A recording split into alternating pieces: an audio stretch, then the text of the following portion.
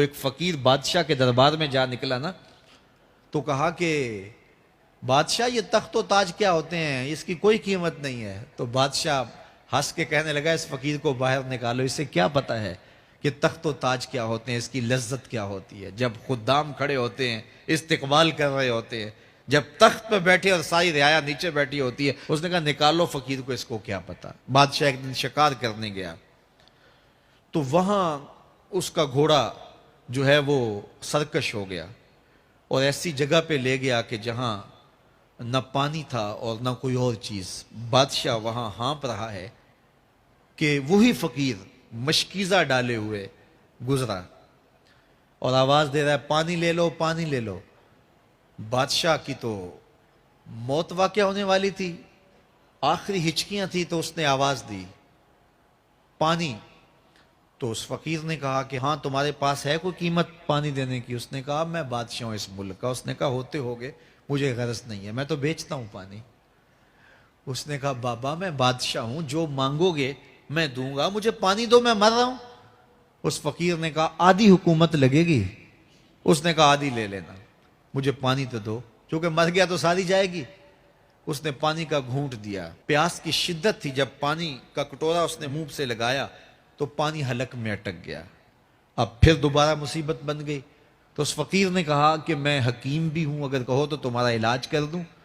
اس نے کہا ضرور کرو، لیکن اس نے کہا میں یوں ہی نہیں کروں گا، آدھی باقی حکومت بھی لگے گی، وہ بھی لکھ دو۔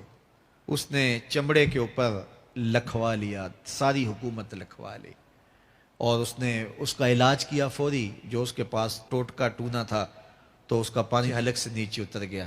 بادشاہ گھوڑے پہ بیٹھا واپس آیا، وقت گزر گیا، عرصہ بیت گیا۔ بادشاہ پھر تخت پہ بیٹھا تھا، وہی فقیر بھیس بدل کے دوبارہ آ گیا۔ پھر اس نے نصیحت کی کہ آخرت کو یاد کرو، یہ دنیا کچھ نہیں ہے، 4 دن کی کہانی ہے۔ بادشاہ نے کہا تو میرا خیال ہے پہلے بھی کبھی آیا تھا، تو نہیں سمجھتا تخت و تاج کی لذت کیا ہے۔ اس نے کہا اس کی کوئی قدر و قیمت نہیں ہے، چھوڑ اسے، آخرت سب کچھ ہے۔ تو اس نے کہا نکالو اس فقیر بابے کو، یہ اس دن بھی آیا تھا تو آج پھر آ گیا ہے، اپنی راہ لے بابا۔ اس فقیر نے اپنے تھیلے سے وہ چمڑے کی دستاویز نکالی جس کے اوپر اس نے ساری حکومت لکھ کے دی تھی۔ اس نے کہا بادشاہ یہ ہے تیری حکومت کی قیمت، صرف 2 گھونٹ پانی، جس پر تو نازاں ہے، جس پر تجھے فخر ہے، تو قبل اس سے سورج مغرب سے طلوع ہو جائے، توبہ کا دروازہ بند ہو جائے، سانسیں اٹک کے حلق تک آ جائیں اور ہماری زندگی کا دفتر سمیٹ دیا جائے، اور پھر پچھتائیں ہائے جو چند لمحے ضائع کیے، ہائے جو زندگی برباد کی، وہ کیوں برباد کی۔ کل کے پچھتاوے سے بہتر آج کا پچھتاوا، زندگی پلٹ ہوگا، وقت پر کافی ہے ایک قطرہ بھی آب خوش ہنگام کا، جل گیا جب کھیت برسا می تو پھر کس کام کا۔ آئیے میں اور آپ اپنی زندگی کو مالک کی چوکھٹ پہ، مالک کی دہلیز پہ لے جائیں، اس کے حضور سچی توبہ کریں، رجوع لائیں، اپنے گناہوں سے معافی مانگیں، وہ کریم ایک آنسو سے سارے گناہ معاف کر دے گا۔